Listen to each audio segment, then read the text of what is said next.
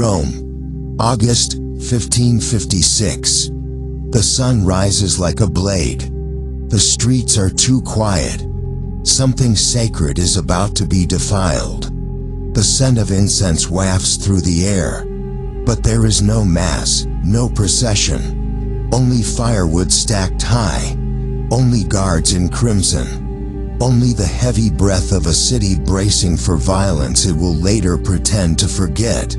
Campo de' Fiori, the square of flowers, has become a theater of death. At its center stands a blackened iron cauldron, wide and ancient. It bubbles, not with broth, not with water, but with oil, hot enough to strip skin from bone, slow enough to ensure memory. The square is packed. Merchants, mothers, monks, all silent, not out of reverence, but because no one wants to be the first to flinch. A single figure stands beside the cauldron. A young man, no older than 23. He wears scholar's robes, faded from prison stone. His wrists are bound, but not trembling. His mouth is closed, but not in fear. His name is Pomponio Algerio, a law student from Naples, a thinker, a believer, and in the eyes of the Inquisition, a disease that must be cauterized. They offered him freedom. All he had to do was kneel, recant, kiss the ring, confess that the church is never wrong, admit that obedience is truth. But Algerio didn't kneel. He chose the oil. He chose to die slowly, consciously, deliberately, rather than betray what he believed. Eyewitnesses wrote of what happened next with awe and horror. As he was lowered into the cauldron, he did not scream. Not once. Not when his skin blistered.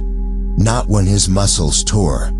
Not even as the smell of burning flesh clung to every corner of the square. For 15 eternal minutes, he boiled. Silent. Defiant. Burning alive, in front of the cross. Not for glory, not for fame, but for a sentence he refused to unsay. What kind of faith survives fire? What kind of man chooses agony over hypocrisy? And why has his name been erased from the saints and buried in history's most uncomfortable footnotes? This is not the story of a saint carved in marble. This is not sanitized holiness. This is the story of a soul who refused to lie, even when it cost him everything but truth.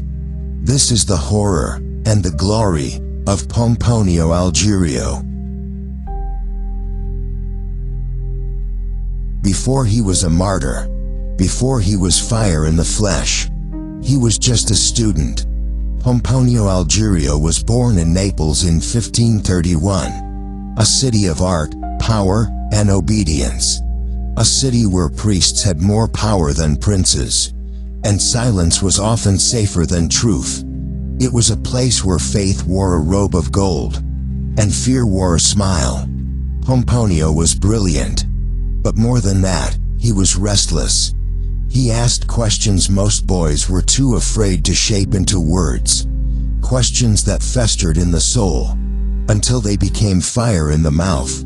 At 20, he left Naples and walked through the gates of the University of Padua, one of Europe's oldest universities, a place where ideas lived longer than kings, and dissent flickered even under the watchful eye of Rome. He came to study civil law, but what he found was revolution. In the dusty corners of candlelit libraries, he found the words of Martin Luther, Melanchthon, Erasmus. Not just books, flares. Their words pierced through centuries of tradition. Faith must be free. The conscience must not kneel. Pomponio didn't just read these ideas. He inhaled them. They became marrow in his bones. The fire started with a whisper. A simple, dangerous thought. What if the church could be wrong? Not corrupt, wrong. Not misguided, Deceptive. What if salvation was not a currency, but a gift? What if Christ did not need an empire to speak? That question didn't stay in his mind. It became his voice. He didn't whisper in taverns or scribble in secret. He stood in the open, under vaulted lecture halls and in public debates, and he spoke what others only dared to dream. He challenged indulgences. He exposed the theological gymnastics used to justify control. He questioned papal supremacy, and, most heretical of all, he argued that excommunication was a weapon, not a sacrament. His delivery wasn't inflammatory. It was surgical, eloquent, precise, unshakable. He didn't shout. He reasoned. And that made him far more dangerous than any fanatic. The crowds began to listen. Professors debated. Letters were written. And somewhere in a dark office in Venice, a name was underlined in ink. Pomponius Algerius. He had broken no law. He had drawn no sword. He had not incited violence. He had only spoken. But he had broken the one commandment the church had never written. Thou shalt not think for thyself. He carried no manifesto. He wielded no mob. He simply refused to lie. And in the world he lived in, that was enough to sign his death warrant. If you hunger for truth, dare to subscribe now. Unseen Saints brings you the unvarnished wisdom of the past, delivered straight to today's restless heart. The knock came quietly. No sword, no riot, just a summons, issued by the Venetian Council of Ten, at the request of the Roman Inquisition. Pomponio Algerio was accused of heresy, not for violence, not for treason, but for thinking out loud. He did not run. He did not recant. He appeared before the authorities in Padua with his chin high and his arguments sharper than ever. When questioned about his beliefs, he said, "I say that the Church errs, that the Pope may err, and that no man may be compelled to believe." He wasn't trembling. He was teaching, even under interrogation. The Venetian authorities were stunned. They had expected a frightened boy. What they found was a philosopher with fire in his chest. They placed him under arrest and sent him to prison, first in Padua, then transferred to Venice, and finally, under pressure from Rome, to the darkest place of all, the prison of the Roman Inquisition, inside the Tor di Nona, just beneath the Vatican walls. There, he was interrogated not by local officials, but by Rome's most feared theologians and inquisitors, men trained not only in scripture, but in psychological dissection. They didn't just question him. They attempted to break him. They offered deals. Mercy, if you would submit. Freedom, if you would sign. But Pomponio Algerio wouldn't bend. In fact, he became bolder. He wrote letters from his cell. Letters that survived. Letters in which he claimed, a Christian must follow Christ, not the Roman court. This was not arrogance. It was conscience. And it terrified them. Because conscience is the one thing the Inquisition could not contain. Not with shackles. Not with threats. Not even with torture. The more they pressed him, the more clear it became. This student had already made peace with the cost of truth. He was not trying to escape execution. He was preparing for it. The trial was not about violence, not theft, not treason. It was about a sentence. One sentence uttered by a 23-year-old student. The church can err. That was it. That was the crack in the wall they couldn't allow. Not because it was blasphemy, but because it was true. The room where they judged him was not a courtroom. It was a performance. A drama in robes. A stage soaked in incense and fear. The judges wore red. The clerics carried Bibles. The scribes dipped their pens in ink in hesitation. But this was no debate. This was ritual. A ritual of control. A ritual of silencing. They gave him the script. Recant. Submit. Obey. Pomponio Algerio refused to perform. He didn't raise his voice.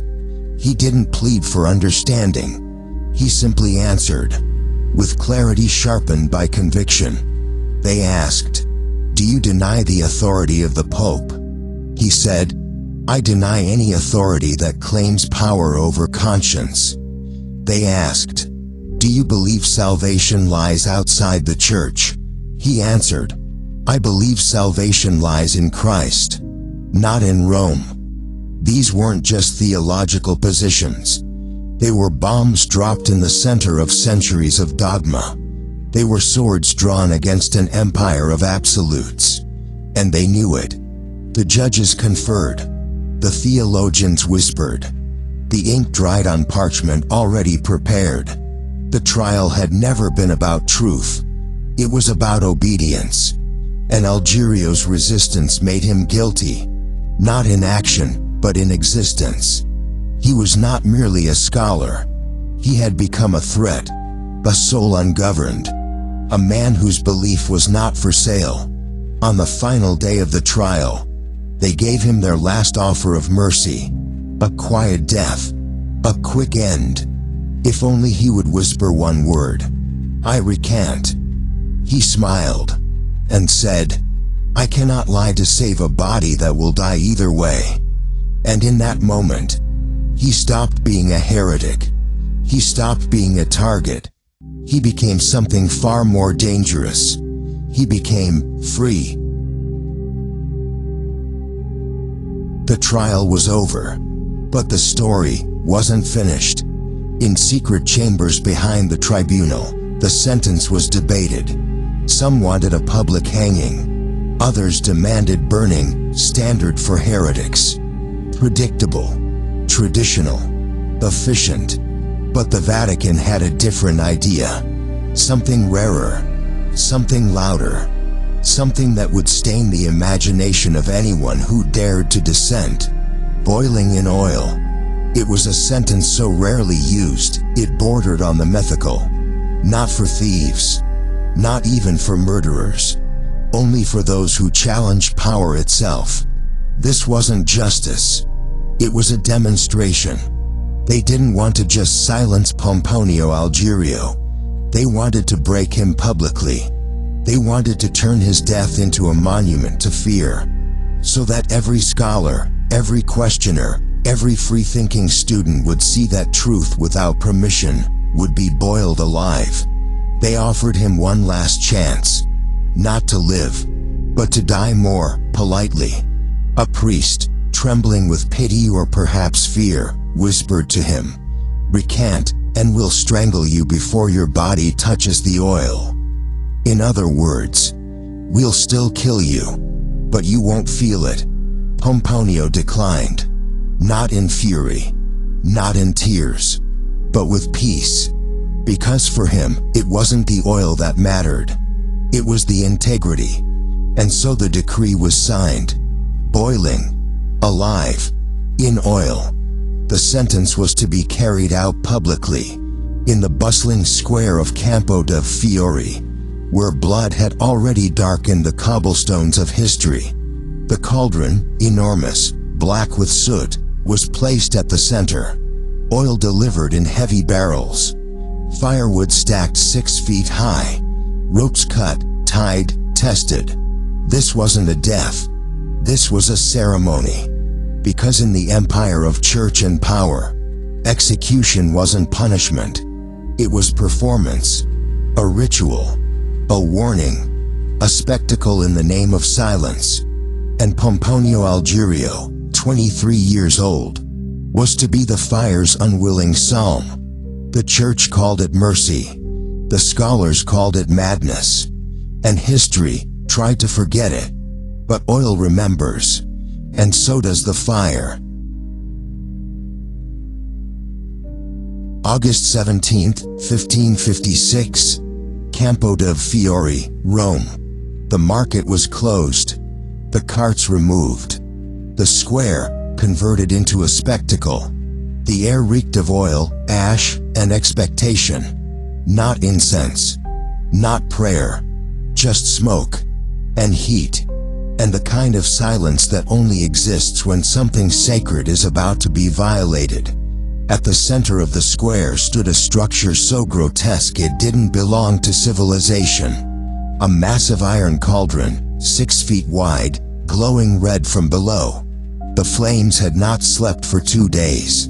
The oil inside rolled slowly, thick and golden and violent, as though the earth itself had begun to boil. And beside it, a young man in scholar's robes, wrists bound, chest bare, his face calm as a cathedral. Pomponio Algerio. He did not cry, did not scream, did not beg. He simply stood and waited.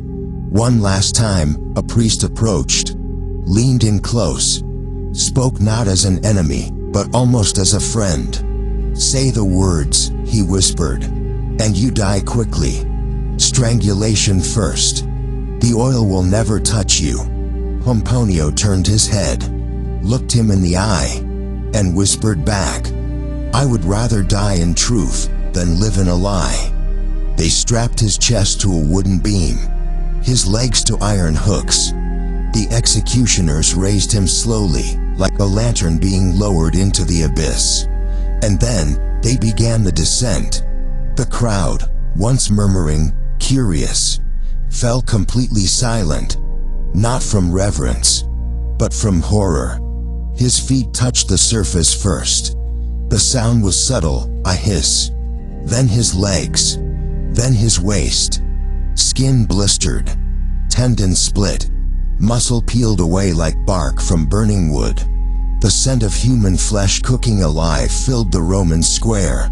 A smell no one would ever forget. And still, Pomponio Algerio remained silent. No screams, no gasps, no curses, only breath, measured, defiant, pure. 15 minutes. That's how long the human body can last when the soul refuses to let go. 15 minutes of conscious pain, of burning nerves, of public death.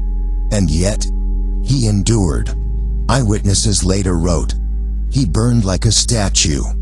And when his body finally collapsed into the cauldron, limbs unrecognizable, flesh unbound from form, his face still bore the trace of peace.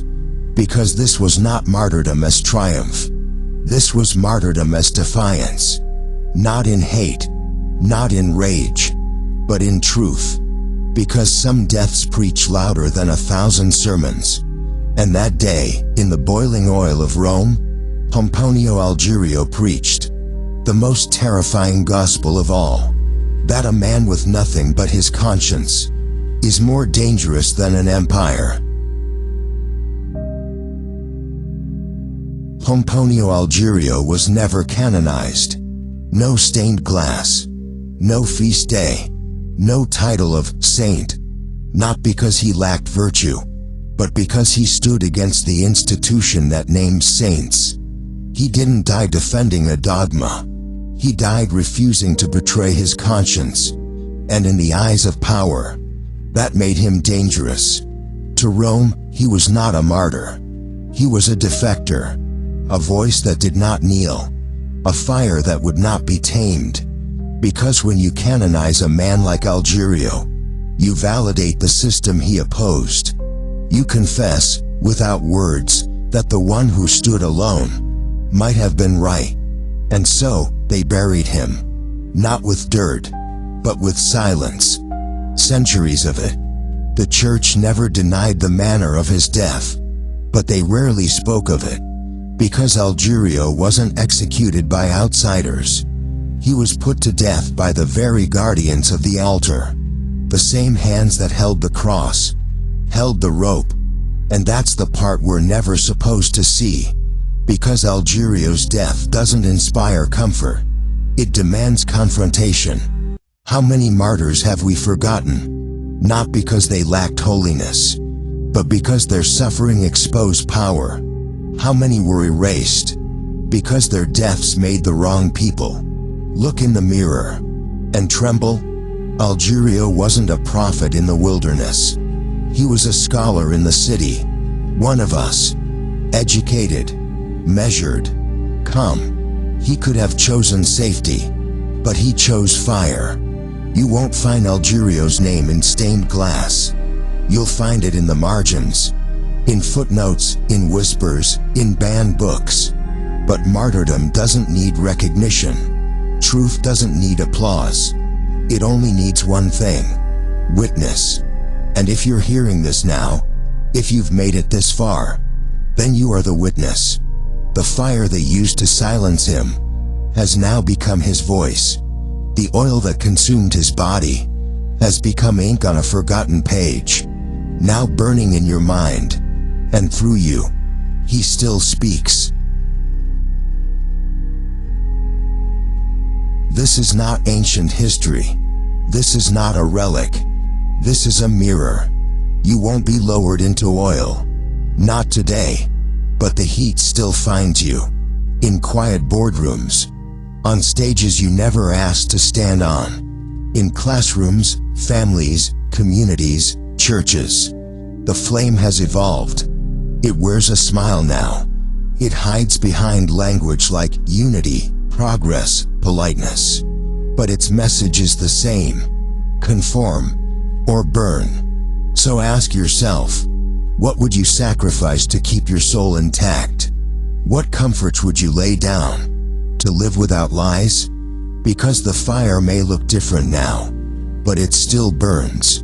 You feel it in the pressure to shrink, to nod when you should speak, to accept what you know is false, because standing against it might cost you friends, reputation, safety.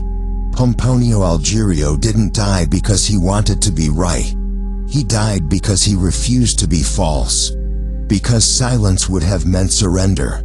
Because truth, raw and dangerous, was the only thing he had left. And you don't need a doctorate or a pulpit or a martyr's robe. You only need to answer one question.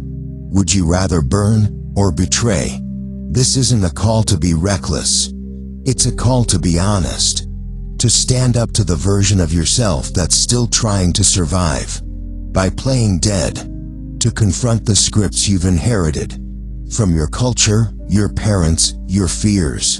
And ask whether they still belong to you. Whether you want to keep passing them on. Or light the match that ends them. They silenced Algerio's voice. But they could not touch his choice. And choice is where freedom begins. So write this in the comments if you still believe truth is worth the fire. I will not boil quietly. Not because you crave pain, but because you crave peace. The kind that only comes when you've said, not to the world, but to yourself, enough. No more masks. No more scripts. No more boiling in silence. Let the world call you dangerous. Let them call you disobedient. Let them call you heretic. But let your soul call you free. If you enjoyed this video, you may subscribe now. Unseen Saints brings you the unvarnished wisdom of the past, delivered straight to today's restless heart. See you in the next video.